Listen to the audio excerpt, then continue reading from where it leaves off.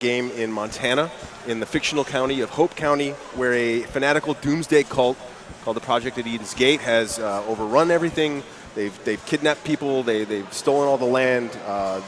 The father, Joseph Seed, the leader of the cult, believes that the end of the world is coming, and so he's preparing his family for that inevitable collapse. Now, it looks pretty peaceful right now. It is. Well, we're in Falls End, which is one of the communities, one of the towns in the game. It's just been liberated by Alex, who's playing the game. Shout out to Alex, everybody. Yeah. In the Twitch chat, I want to see you throwing up the claps. Alex is over there. If he dies, give him the thumbs down. Yeah, when we decided, we want to bring Far Cry to America, it's, there needs to be some level of believability. It needs to feel like the world is lived in. We're walking around the house here sort of showing a typical Americana.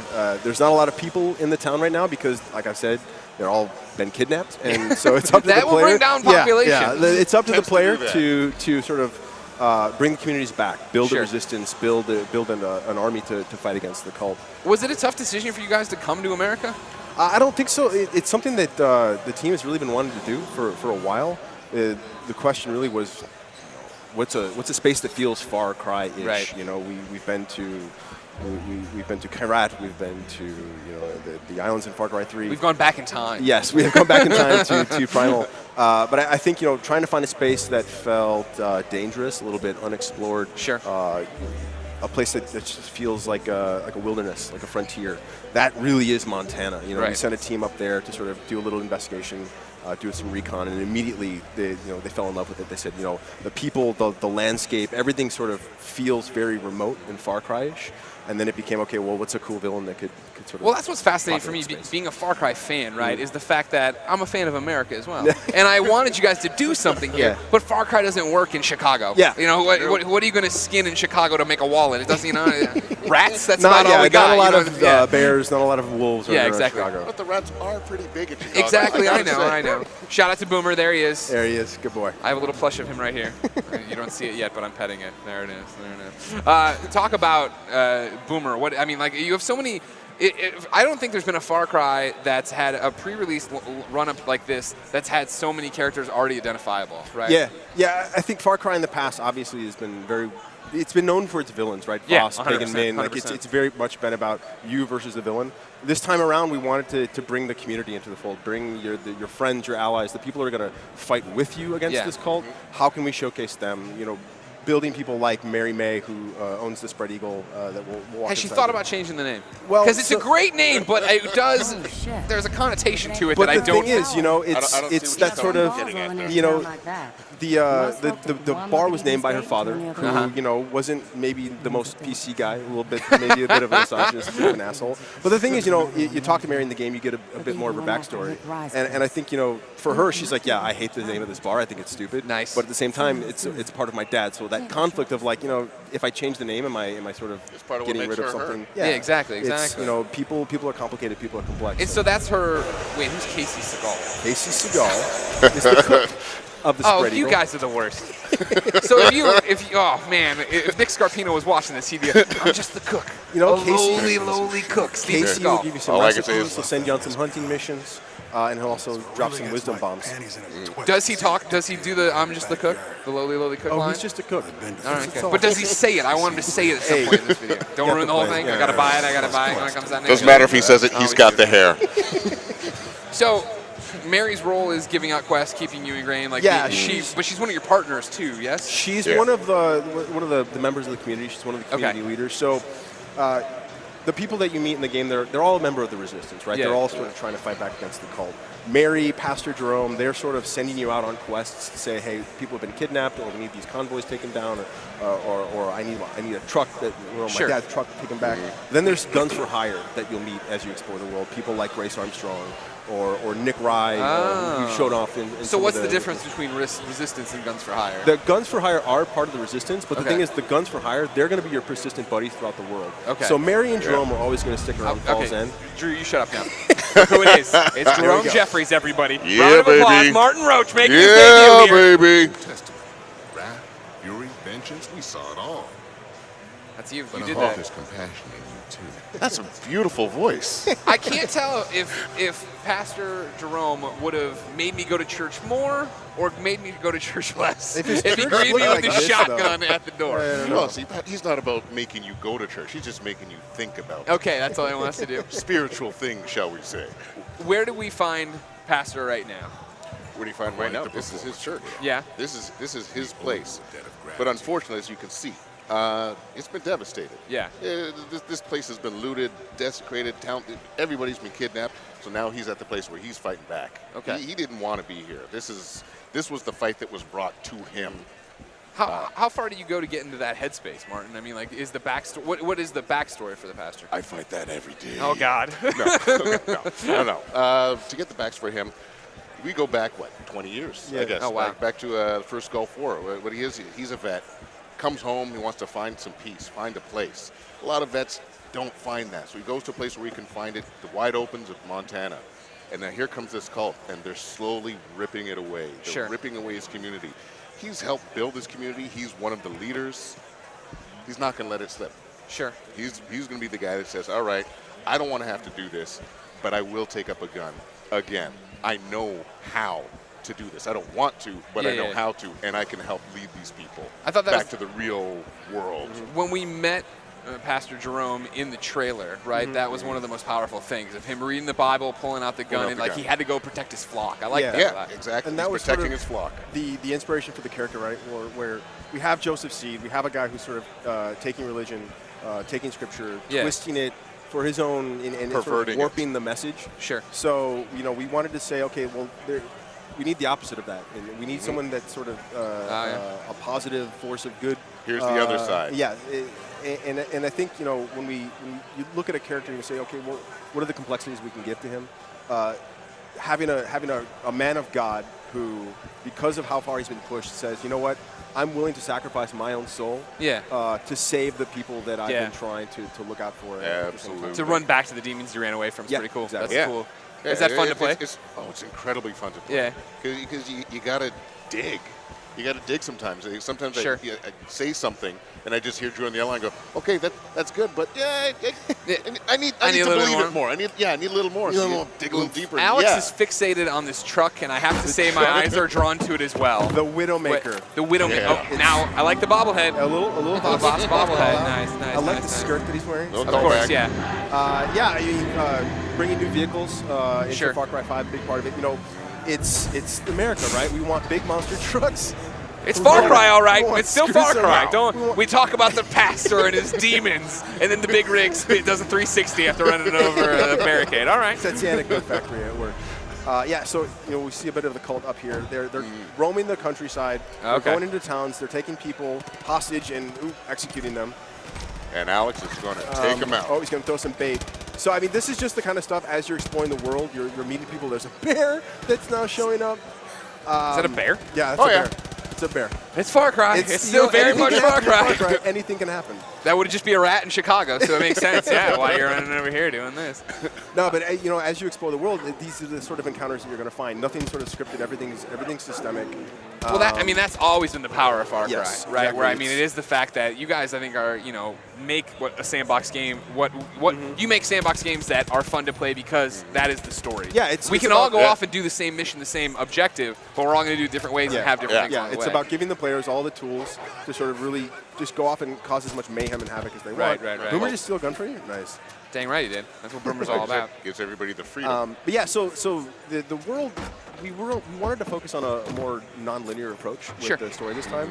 So we had talked to Mary May earlier, who had mentioned that Nick Rye, who lives down the road, was having some trouble with the cult. Maybe you want to go check on him. We're not guiding the player this time around in terms of you've got to do this mission, and then this mission. and this Oh, so the mission. objectives are just like in it's any order you open. want? Yeah, and the thing is, like with Fall's End, this could be one of the first places that you go to in the game. It could be one of the very last. Gotcha, After the gotcha. opening of the game, you're sort of dropped in the middle of the map, and you're just okay, just go. Go where meet you people, want. Go explore. Yeah, go figure out, build your resistance the way that you want to take down Joseph Seed in the cult. Interesting.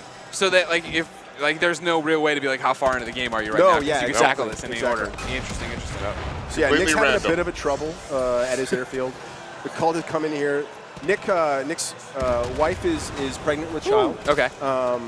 She's Nick was the guy with the crop duster from the yeah, trailer track. exactly, Yeah, exactly. So he's got a plane. He's trying to figure out a way to get his family to safety, right? And the cult, like I said, Joseph Seed believes that every single soul in Hope County has to be to be a part of the cult, to be put into their bunkers to save themselves from this coming collapse. The power of and Boomer. a lot of people don't like being in a cult. Yeah. So they're going to fight back.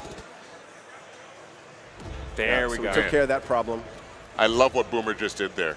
Goes up and takes the badass gun and brings it to you. That's just That's what he's all That's about. perfect. And there's Nick.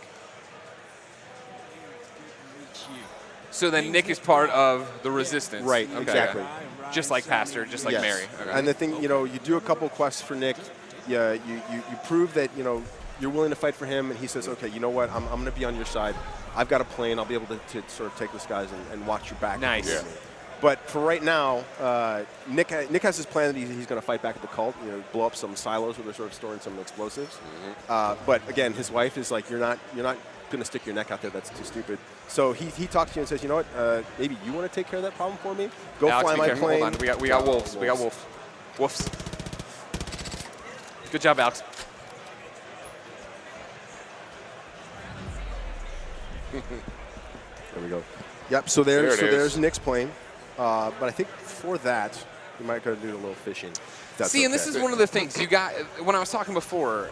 You have such diverse landscapes, and now you have to come up with what kind of animals would be out here. Yeah. Fishing's Yeah. brand new. Yep. What else do you have in terms of everything else that's happening? I mean, it's fishing, hunting, giving the player sort of. Far Cry is all about big action all the time, like Yeah. there's insanity happening every minute. But at the same time, when you talk about Montana, the wildlife, we wanted to give the player the ability to sort of hang out in nature, Yeah. have a good time, something a little bit more relaxing than just murdering everything. Always you come killing across. everything, Yeah. worrying about what's going to get you from behind. So we decided, we're going to throw fishing in. It's a big part of sort of the culture in Montana and culture of, just sort of that frontier lifestyle. It's a way to just come here and decompress, relax, Yeah, and talk the it thing out is, with your the friends. minute the fishing went in, Yeah. everyone became obsessed about it. Oh, Like, really? There's fishing tournaments back at the office. We've got a fishing tournament here at PAX. People are trying to catch the biggest fish to win some of the flag pins, Yep. and people are going nuts. Well, it's just Like, who it's doesn't so love good. to fish? Yeah. Well, hey, every now and then you want to put down the stick of dynamite and pick up a fishing rod. Yeah, Just yeah. 'cause. Or throw the stick of dynamite Yeah, catch in the there fish and make that it way. easier to get the Yeah. fish. Dynamite in the net will travel. While we chill out here on the riverbank, I've been passed audience questions. Are you guys ready? Yeah, sure. Sure, man. Drew, the first one's for you. Uh-oh. Bobby writes in and says, what inspired the team to do this one in the USA? I think bringing Far Cry to the U.S. was something the team's been wanting to do for quite some time. Yeah. It just never. It always. The question came back to believability, right? Sure. Like, does it make sense? How could you set up Far Cry in the U.S.? So I think it was probably around 3 or 4 years ago that it started in earnest. Okay, we're going to set a Far Cry in the United States, and it just built from there, right? And I think that the sort of the current times that we live in.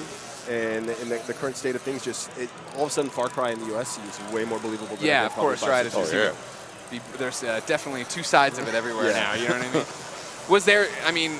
Was Montana the first and only choice, or what? Did you guys toy around with the idea of a city? There were a couple different ideas on where to take it, but like I said, the minute the team went to Montana, Yeah, it was like, oh they no, just- this is it. So there's some other ideas in the back pocket, but Sure. we'll save those for All later. right. Those went away real quick. Yeah, it really did. All right, Martin. VIRAGOXV535 writes in and says, is that your natural vocalization, or did you rehearse to master a priest tone? What do you think? That's my natural vocalization. It is pretty close to my natural You vocalization. seem so happy and lucky. You're so happy-go-lucky right now, Yeah, though. right now. But basically this way. He's a big authoritarian. Yeah. I'm a father, so I got to put on that kind of voice from I understand. time to Dad time. voice. Sure, It dad just- voice comes out. Oh, absolutely. You Yeah. gotta lay it down. Yeah. And Pastor lays it down. How long have you been laying it down for with your kids? I've been laying it down for 18 years. Yeah, it's natural. Yeah. That is a natural voice to this point. Yeah, you understand. I just do it. Yeah. You're like, okay, what am I trying to do? Because usually when you're talking with somebody, back and you forth. get it. But you're just like, what am I? Yeah. Okay, no, I'm motivated. I'm telling him to Yeah, do this. I'm yeah, asking him to yeah. do this. I'm Do you- begging. Do you like that challenge? Yeah. Yeah. I like any challenge. Anytime I'm uncomfortable, I'm pretty happy. You don't know what's. No, well, that's what we do. Yeah. You know, if I'm comfortable all the time, I'm kind of bored. You're doing something, I mean, it's true. That's and smart. then anybody could be doing it. Right. I want to be the only guy that should be doing it. How uncomfortable can I make you, Martin? All All right, what's going on here, Drew? What's going on here? We're in a plane. Yeah, we this is finally new. took Nick's plane. Yes, first time in Far Cry 5, or first time for Far Cry, the series, right? The series, yes, Yeah. exactly. We're bringing Sky Combat, big planes, jets. We've got this sort of seaplane here that Nick has given to us. It's got machine guns on it. It's got rockets. You can drop bombs on these little silos. So earlier on, we met Nick, and he was like, "Hey, go blow up these silos." My wife won't let me go fight the I won't do resistance, it. or fight for the resistance. And so, again, it's sort of the structure of the game, right? Like Nick told us he had this quest for us, and we could have gone, off exploring. The quest is sort of waiting for us, Of course. to pick it up and go do it. It's also a great view of like how Should you different choose to what you guys have going in I Montana think, right now. In this region, it's a lot of farmland. It's a lot of typical stuff that you might see in sort of the countryside. But the topography is way different. Like if you go to the north, it's much more mountainous, much more forest. It feels more, gameplay-wise, feels maybe kind of more along the lines of like Primal, which it's a lot of hunting, it's a lot of stealth. There's the other regions that, Real quick, I'm sorry, what is this on the left? What is the level That 2? is the resistance meter. So again, because it's a non-linear game, we were trying to come up with a way with how do I feel like I'm giving a progression to the game. Okay. Right? So we said, okay, from the outset, you're trying to build up your resistance in each region that you find. So as you're meeting people like Mary and Pastor Jerome, you're doing quests for them, or you're taking out outposts, what you're doing is you're building your resistance. Gotcha. So more people are going to show up to fight on your side. Okay. You're going to have more access to new guns for hire to fight alongside you. And at the same time, the cult's going to start to react to like that's how we're sort of inserting our bad guys this time around. Rather than saying go play this story mission, I'm going out, I'm clearing an outpost. And if that raises my resistance meter to a point where the cult notices me, now all of a sudden the bad guy's going, no, we're not having this. Interesting. Okay. They're going to show up and insert themselves into your story. Now, when I get the plane here, do I have access to it the rest of the game? Can I just run around and use it whenever I want to? Yeah, you could. You could take this plane, fly all the way up to the north, hang out with. So does this completely change taking down outposts? Because I feel Yeah, like now I can just come. If I want to stealth, if I want to do yes, whatever. exactly. So you can take a plane around, you can bomb some guys. But the thing is, because there's a lot more interior space. This song, yeah, you feel it too, Pax. But like, I have the gameplay change of being able to shoot everything and blow it up, which seems awesome.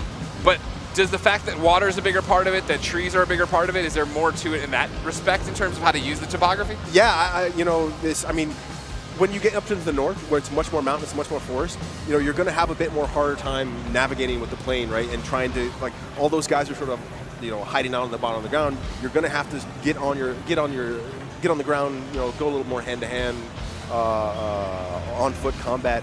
But here, we wanted to showcase the plane combat. We've got AI that are also flying around. This guy's one of the chosen. Okay, he's got the elite soldiers of the cult. They've been trained to defend the cult. These are the so there's levels to the cult. Yeah, the people I meet on the street aren't the chosen. This guy's super exactly. soldier. So there's cult followers that you'll find. Gotcha. But at the same time, there's chosen. There's special elite guys. As you progress through the game, as you build your resistance, the chosen are going to start showing up more and more, and they're much tougher, much more accurate. They've got a lot more tools at disposal to take you down. And now you put him down on the baseball nice. field. Gamescom demo. This is PAX. This game sucks. Oh. I mean, that's it. It doesn't even respect where it's at. I can't believe it. Oh my god. There we go. That's how you take out the chosen. Nice job. Good job, Alex. We're very proud of you.